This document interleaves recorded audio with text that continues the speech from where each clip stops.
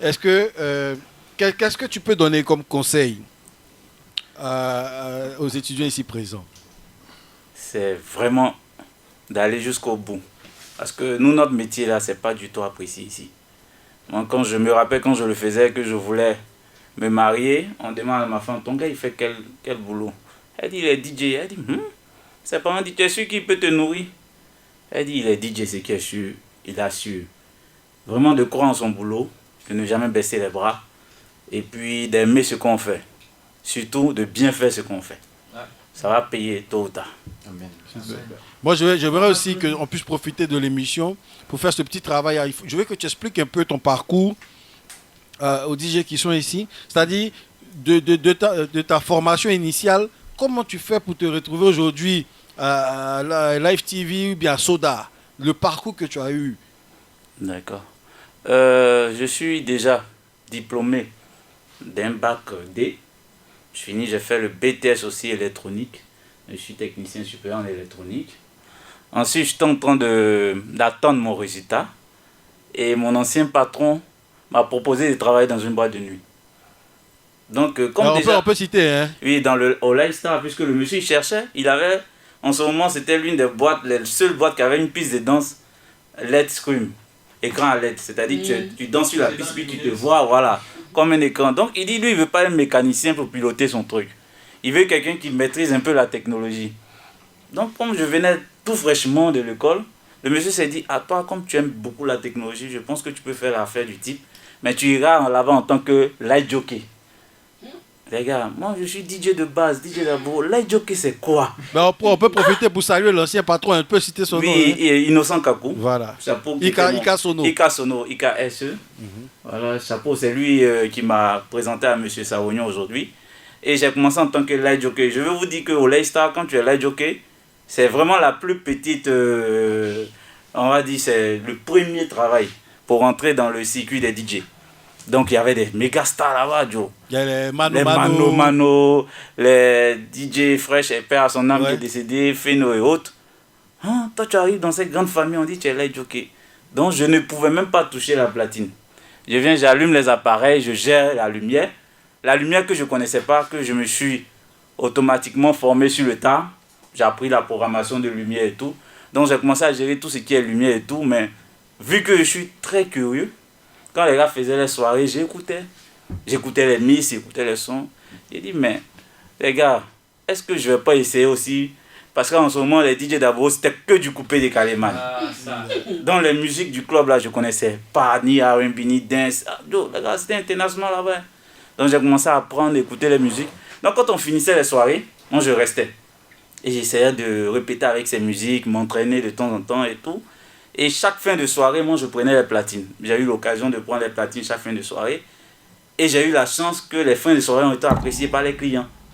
Et à Abidjan, ils ont commencé à demander, mais qui fait les fins de soirée au Lifestyle? On dit non, c'est un DJ fin de soirée là, c'est lui qui se débrouille de ça.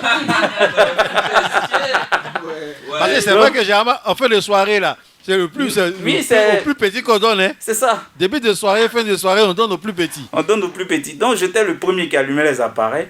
J'étais le dernier qui éteignait tous les appareils. Je quittais le club à partir de 8h, 9h pour dire que je montais à 18h, un club qui ouvre à 21h, les gars. Parce que le bus à Bobo arrêtait de rouler à 18h. Il fallait que je prenne le bus parce que c'est ça, c'est 200. Tu n'as pas l'argent, débrouille-toi. Tu vas, je finis, matin, je rentre en Baka et tout. Et j'ai fait ça pendant 2 ans, je crois. Et je suis monté. C'est-à-dire, grâce à mes fins de soirée aujourd'hui, j'étais pris parmi les DJ et en plus, j'étais light jockey. Et encore, j'ai continué. Je réparais tout ce qui était gâté. J'aidais la maintenance à faire la technique. Ainsi de suite aussi, j'ai commencé à avoir des connaissances techniques. Aujourd'hui, je suis le responsable technique de l'Aïsta, le superviseur chef des DJ. Bon, parcours très inspirant. Je veux aussi que tu expliques le passage du Lifestyle à Soda. À Nouvelle Soda, ok. J'ai fait environ 7 à 8 ans de travail de nuit. Je vous assure, c'est pas facile, les gars. Parce que travailler la nuit, franchement, tu as l'impression que tu es dans un autre monde. Pendant que les gens le matin vont au travail, toi tu dors. Mais ça m'a permis d'acquérir tout ce que j'ai aujourd'hui. Et sincèrement dit, arrivé un moment, j'étais fatigué. J'étais fatigué de faire la nuit, je voulais passer à autre chose. Et c'est dans ce cadre, vu que j'ai un barrage intellectuel, j'ai approfondi, j'ai dit, bon, je vais créer un projet pour que moi-même je puisse travailler pour moi, sortir de la nuit. C'est dans ce cadre que je suis parti voir mon patron actuel, Saounion, pour lui dire, ah, le vieux, moi, la nuit, là, je vais arrêter. Ben voilà, je peux plus. Il dit, ah bon, tu as pensé à un autre truc? Je dis, oui. Il a donné mon projet, il a déposé à ta porte. Pardon, il faut m'aider à financer ça et à travailler. Il dit, ah bon? Donc il ouvre, il dit, c'est toi qui écris ça? Je dis, bien sûr, le vieux. Donc il a appelé tous ses directeurs en ce moment, il dit, ah, quand je vous dis que ce petit-là, c'est pas un DJ seulement, vous voyez? Voilà ce qu'il m'envoie. Donc on fait comment? On le laisse ou bien on travaille avec lui? Donc c'est là ils m'ont expliqué qu'il y avait un truc qui était déjà lancé, un processus comme ça à Soda, où c'était l'import-export de matériel, d'équipement, sono event, écran, podium. Donc de venir gérer ça. Dans ce contexte-là, je suis passé de Lifestyle à Soda. Donc là-bas, je suis responsable son lumière. Bah voilà. Il dit que le gars il a l'argent. Mais parallèlement à ça, tu fais quand même des gombos, c'est que tu as des opportunités. Oui, bien sûr. Le DJ m'a... franchement, je ne pensais pas que ça allait me faire vivre comme ça. Moi, je m'attendais à aller m'asseoir dans un bureau, ou bien réparer des jeunes trucs, ou bien fabriquer des ascenseurs. Mais franchement, dit que mon boulot allait me nourrir jusqu'à... J'aime me marier, j'aime mettre ma fille à l'école, m'occuper de... Jamais. Mais aujourd'hui, franchement, c'est une fierté pour moi. Super. Donc ça fait que jusqu'au jour d'aujourd'hui, même si je suis devenu président de la République, j'allais faire mes bonbons. La parole aux étudiants qui a une question à poser à Sangénis. Parce qu'après, il s'en va là, vous n'êtes plus le gars, c'est une star. Hein? Qui a une question? Vous avez des questions? DJ Sangénis, yeah. Quel a été votre premier poteau? Ouais, merci pour la question. Autant jadis, avec mon ancien patron Innocent Kakou, il avait une discothèque mobile dont on faisait les trucs, on animait. Et un 31, il se trouvait que tous ces gars étaient pris. En ce moment, je faisais l'école plein. Donc, j'avais même pas le temps de pouvoir me cultiver en matière de musique et tout. Donc, j'avais pas de CD. Et il se trouve que le gars, il a pris une animation avec des clients. Ils ont déjà tout payé. Ils ont besoin de DJ. On fait comment? Joe, mon petit, tu es là. Viens, tu vas aller gérer. Tu n'as rien à faire 31 ans. Il dit, oui, j'ai rien. Il dit, allons. Il dit, mais le vieux, j'ai pas de CD. Il dit, c'est pas un problème. Paye un paquet de CD. On va enregistrer les morceaux. On connaît les titres. Donc, on achète un paquet de CD. On grave rapidement. On s'en va. On arrive chez les gars. Figurez-vous que ce sont des blancs. Ton CD, déjà, on a enregistré là. C'est déjà à Kanoa. Parce que musique que tu as joué là, c'est pas musique des blancs. Tu as enregistré musique d'Africains. D'accord? On va voir ce qu'on peut faire avec. Donc, l'animation commence. Le blanc, il vient mettre un CD de Beyoncé. En ce moment, il venait de faire sortir son single Crazy in Love. C'est ça qui a fait ma soirée. Tu as joué ça, c'est bon. Attends! Je mets le son d'abord. Quand je mets le... Faut pas les voir et tous. Oh. Le son a tué. C'est qui ça? Maintenant, moi, il prend la pochette puis il lit maintenant. Beyoncé. Ah, ok. D'accord. C'est un bon son. Donc, je réserve. Il finit de mettre ça là. Quand le son finit, il met un autre son là. Tout le monde s'assoit. Pas mais il est 23h. Il remet encore le son. Tout le monde vient. Minuit. Il remet un autre son. Tout le monde encore s'assoit. Et le gars, il dit à... Il appelle Innocent, il dit, mais vous nous avez envoyé quel DJ là, c'est quoi ça? À part Crazy, il n'y a plus de son là? Hein? Innocent m'appelle, il dit, ah le vieux, en ce moment, il fait frais, puis il est transmis, le vieux. C'est chaud, mais je sais pas, mais les CD là, vraiment les sons, hein, ça va pas. Il dit, débrouille-toi, Joe, si j'ai perdu ce marché, tu vas voir. Donc je suis là, je vais voir le blanc. Monsieur, vous voulez quelle musique? Il dit, mais toi, tu connais pas la house, la dance? Il dit, si. Et attends, il connaît pas. Il ne connaît pas. Il met les sons bizarres, les gars sont fâchés. Jusqu'à le gars vient me dire, faut jouer Crazy là, jusqu'à là, c'est bon. Non,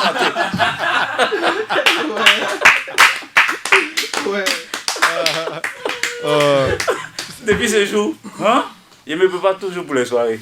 Quel que soit. Donc vous voyez l'importance de se préparer lorsqu'on a une soirée et puis connaître l'environnement. Connaître surtout l'ambiance où tu vas. C'est surtout parce que tu peux avoir une playlist, une très bonne playlist, ça, je n'en doute pas. Mais les gens qui sont en face de toi reflètent ton travail. C'est-à-dire, le DJ, moi aujourd'hui, j'ai un peu mal quand je vois qu'un DJ est en train de jouer une sélection musicale pendant 1 heure de temps et puis il s'en fout à la limite. Tu peux pas jouer 1 heure de coupé décalé. Man, Les gens sont là, les clients sont là. C'est toi qui dois vraiment les faire vivre. Et c'est selon ce que tu joues qu'il y a ce qu'ils t'envoient en retour.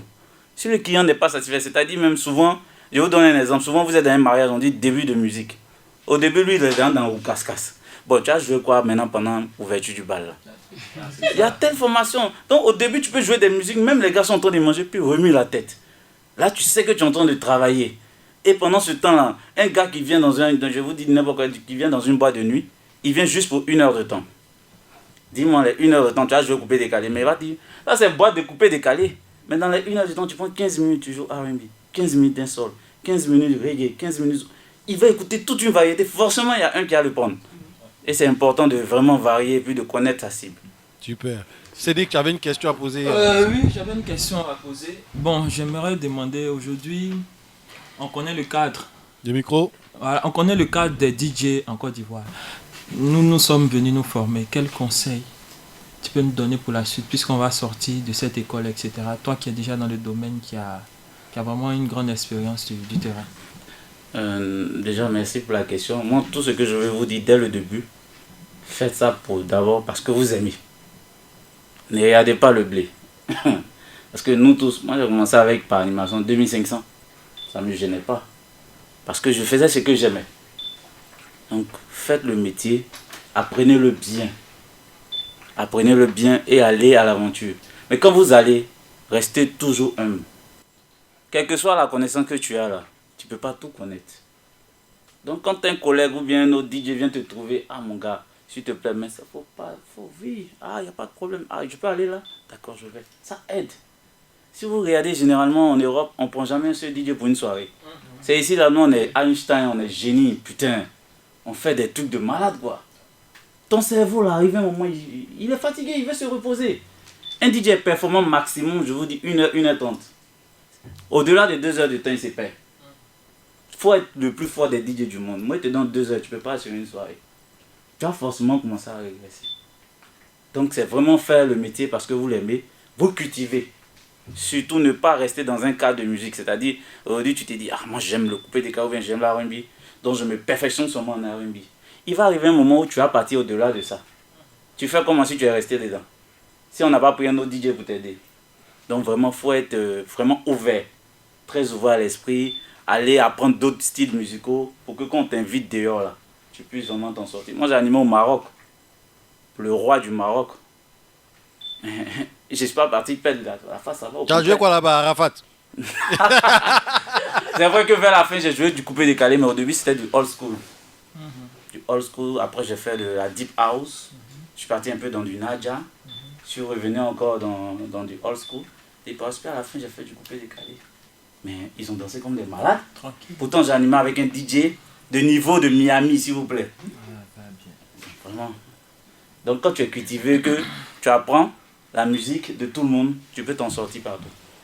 J'aimerais aussi, avant qu'on nous pose une autre question, que tu nous expliques un peu les rapports que tu avais avec les DJ qui quittaient en Europe pour venir mixer au Lifestyle.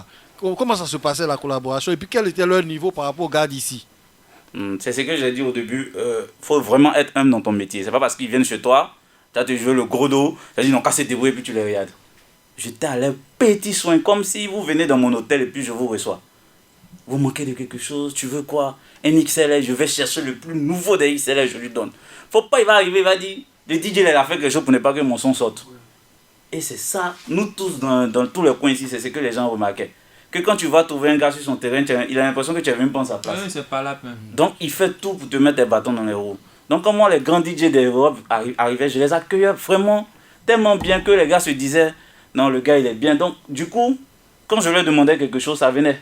Je peux leur demander par exemple, ah la chanson tu joues, je n'ai pas, tu peux me donner. Ils me prenaient même mon disque, ils copiaient. Parce que j'étais vraiment bien avec eux et sympa. Et le niveau, franchement... Il y a des DJ, le niveau là nous impacté. Hein? Ah. Qui par exemple? Je me rappelle, il s'appelle DJ Magnum. Ah oui, c'est Magnum, ça j'ai écouté ça aussi. Il était pas normal. Yeah. Il enchaînait. Il avait fait 2 soirées, non? Il a fait tellement il était bon, il faut venir le lendemain. Ce que tu as fait là, on a cru qu'on rêvait. Ouais. Le gars il était. Ça fait que du coup, quand tu es à côté de ton ami DJ qui t'impressionne, tu mets dans ton cœur, tu dis, moi il passe ici DJ. Hein? Il y a DJ. Hein? Le gars il joue et il joue Rappelle, sans casse. Il dit tellement il a joué sa playlist, il connaît ses trucs, donc le casse à côté. Puis quand il rentre, il sort. Cette transition était franchement fascinante. Ça y est, le gars, quand il fait une transition. Dans la transition, on peut dire peut-être twerk. Dans l'autre morceau, ça rentre avec twerk, puis il répare. Oh, il fait ça comment? Mais au jour d'aujourd'hui. Bon, on s'est fait maintenant. Voilà. Sylvain, j'avais une question à poser à DJ Sans Génie. En fait, c'est que moi, je voulais demander au doyen. Et que comme lui, il a beaucoup duré dedans. En fait, le stress, comment ça fait au fait de se retrouver devant un grand public? Et puis, tu constates qu'au fait, la playlist que tu as préparée, c'est pas compatible. Tu dois t'adapter. Comment, en fait, tu arrives à gérer ça? Au fait. C'est vraiment quelque chose de magnifique, quoi. C'est, tu es là, tu te rends compte que ce que tu as préparé, ça peut pas aller quelque part. Ouais. Et tu dois faire danser les gars jusqu'au matin. Man, faut prendre ton sang-froid d'abord. C'est la meilleure solution. Tu prends ton sang-froid. Vu que, comme j'ai dit, tu as fait plusieurs playlists. Donc, tu prends ton sang-froid, tu respires bien, tu regardes tes autres playlists. Et là, tu seras obligé d'aller piocher dans chaque playlist pour faire ta soirée. Là, tu n'as pas le choix. Tu vas, tu envoies un morceau. Quand tu vois que ça continue, tu enchaînes 1, 2 ou 3 morceaux du même type. Et puis tu vois, et puis tu continues. Et quand c'est comme ça, ça peut au moins te permettre de chercher encore d'autres morceaux pour assimiler. Sinon, si tu es stressé, tu ne pourras même pas réfléchir pour trouver quelque chose, tu vois. Voilà, donc ça stresse énormément. Tu es embrouillé. Moi, mais la partie qui stresse le plus, c'est où tu es en train de faire chauffer les gars. Et puis tu ne sais plus quoi mettre à la fin. À la suite, tu mets un morceau, et puis tout le monde dit, mais DJ, c'est quel son ça? Mais si. C'est bizarre. Donc comment repartir? Un bon DJ, c'est celui qui sait mettre le feu, calmer légèrement, puis relancer la soirée. Tu sais qu'on est ces 3 étapes-là. Je ne sais pas quelle soirée va t'arrêter. Ouais. Maintenant, quels ont été les rapports avec les filles qui ont mixé au Lifestyle? Comment elles ont assuré? Parce que comme on a 2 filles ici, c'est bon aussi d'expliquer un peu l'environnement. Au fait, déjà, la première chose, quand tu vois une fille DJ, tu te dis, elle a fait quoi? Elle va venir nous embrouiller ici. Ah, c'est calmé. Donc déjà, il y a déjà ce jugement qu'on vous porte déjà. Vous êtes des femmes, déjà on vous met déjà en bas de nous et tout. Mais j'ai connu une DJ, on l'appelle Lady Style. Ouais. Voilà. Tu vois, plus tu es femme, plus tu dois travailler dur pour être vraiment reconnue. Donc les femmes, quand elles sont venues, il y avait des femmes qui étaient bonnes comme Lady, mais il y a des femmes aussi, il faut laisser tomber. Poteau, même, c'est quoi ça? Elles jouent, tu as l'impression qu'elle est venue pour faire danse de streetisme. Elle ne mixe plus. C'est qu'elle est en train d'hésiter. Donc vraiment les femmes, il y avait de très bons niveaux, mais comme aussi de mauvais niveaux, aussi pour les hommes, hein. Ça je vous le dis. Donc faites bien votre métier et vous serez reconnus tout simplement. Voilà. Maintenant, une dernière question que moi je pose à Saint-Genis, par rapport au jazz, comment tu négocies tes contrats? Comment ça se passe? Comment tu es arrivé de prendre de 2500 par soirée au million d'aujourd'hui? C'est de ça qu'il s'agit aussi. Parce que c'est vrai, on fait par passion, on ne veut pas de blé. Mais faut non, quand même... arrivé un moment, ça s'impose. Arrivé un moment, ça s'impose. Parce que dès le début, comme j'ai dit, on ne le fait pas pour le blé. Mais arrivé un moment, tu vis de quoi? Tu manges quoi? Tu gères comment tes trucs, tes déplacements. Voilà. Donc, je peux dire aussi, c'est grâce à la notoriété. Au fur et à mesure, tu animes, les gens te recommandent. Puis au fur et à mesure, quand on te recommande aussi, ton cachet aussi, au fur et à mesure, il grimpe. Et il va arriver un jour, le gars va venir, il va même pas discuter, toi, il dit, je te propose ça. Ça lève déjà ton niveau. Voilà, ça lève déjà ton niveau. Donc, au niveau caché, c'est toujours de la discussion pour que toi, tu sois à l'aise et puis aussi le client en face soit à l'aise, quoi. Voilà. Là, il y a une question aussi qui était dans mon esprit, on m'avait demandé de te la poser, c'est ton passage à Live TV. Comment tu te retrouves à Live TV et dans une émission télé? Parce que Saint-Genis commence au Lifestyle et finit à Live TV. Live TV, c'était, je peux dire aujourd'hui... On parle aussi, excuse-moi, on peut parler aussi de ton expérience radio, parce que tu es passé à Vibe Radio, à Vibe aussi, tout ça. J'étais débauché de Twist. Ouais. Donc, pour Twist, c'était BDK qui m'a fait entrer à Twist. Et il cherchait un DJ pour faire une émission. Et il a proposé plusieurs DJ. Donc, dans ce laps de temps, il m'a dit de lui envoyer un mix de... C'était d'abord 1 heure de temps. Et il lui a dit, 1 heure de temps de mix. Vous avez fait quoi ça? On dit non, c'est pour écouter. Il dit mais pour écouter, tu n'as pas besoin d'une heure. Il dit il faut faire. Il dit d'accord, il a compris. J'avais pas le temps, donc j'ai pas fait. Après, il me rappelle, il me dit que tu n'as pas pu faire. Il dit non, j'ai dû aller envoyer. Il dit bon, fin, mise de 15 minutes, on va prendre. Il dit ok, ça c'est raisonnable. Donc je fais 15 minutes de mix, je l'envoie. Moi-même, je ne pensais plus à ça. Le lendemain, on m'appelle, on dit tu es le DJ. Il dit bon, d'accord. Et c'est là que j'ai commencé à trouver. Ensuite, mon big boss a payé la radio Vibe. Et ils m'ont débauché. Parce qu'il dit, lui, il ne peut pas avoir radio. Moi, il travaille pour une autre radio. C'est pas possible. Donc, ils m'ont débauché. Maintenant, le live TV, au début, c'était juste pour que je mixe les clips vidéo. Faire passer et tout. Et après, ils ont pensé à une émission de musique. Où ils auraient besoin d'un DJ sur le plateau. Et c'est là ils m'ont fait appel. Je dis, mais je n'ai jamais fait d'émission. On dit, il y a une première à toute chose. Et c'est comme ça ça a commencé. En tout cas, merci, Sonny, c'est une belle expérience.